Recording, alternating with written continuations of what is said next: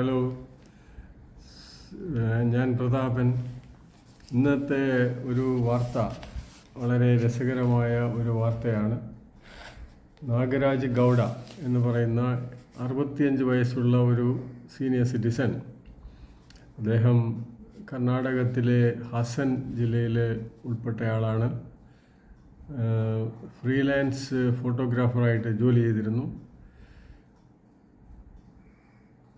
കുറച്ച് വർഷങ്ങൾക്ക് മുമ്പ് അദ്ദേഹം തൻ്റെ സ്വന്തം സൈക്കിളിൽ ഭാരത പര്യടനം നടത്താൻ തീരുമാനിച്ചു. അതനുസരിച്ച് അദ്ദേഹം കർണാടകത്തിൽ നിന്ന് നേരെ മഹാരാഷ്ട്രയിലേക്ക് പോയി.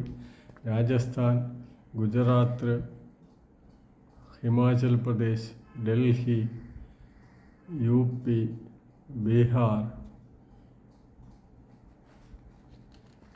ബീഹാറിൽ നിന്ന്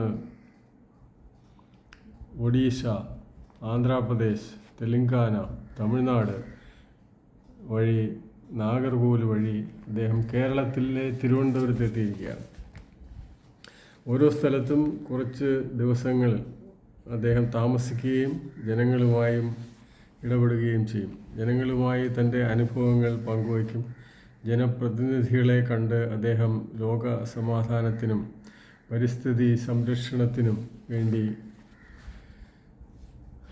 അവരോട് സംസാരിക്കാറുണ്ട് എന്നാണ് അദ്ദേഹം ഇപ്പോൾ പറയുന്നത്. ഇതിനുവേണ്ടി അദ്ദേഹം അനേകം പൊതുജനങ്ങളുമായി കൂട്ടായും ഒറ്റയ്ക്കൊറ്റയ്ക്കും സംവദിക്കുകയുണ്ടായി. ജനപ്രതിനിധികളെ, എല്ലാ വിഭാഗം രാഷ്ട്രീയ പാർട്ടികളിലുള്ളവരെയും അദ്ദേഹം സംവദിച്ച് അങ്ങനെ യാത്ര ചെയ്യുകയാണ്. ഇതുകൊണ്ട്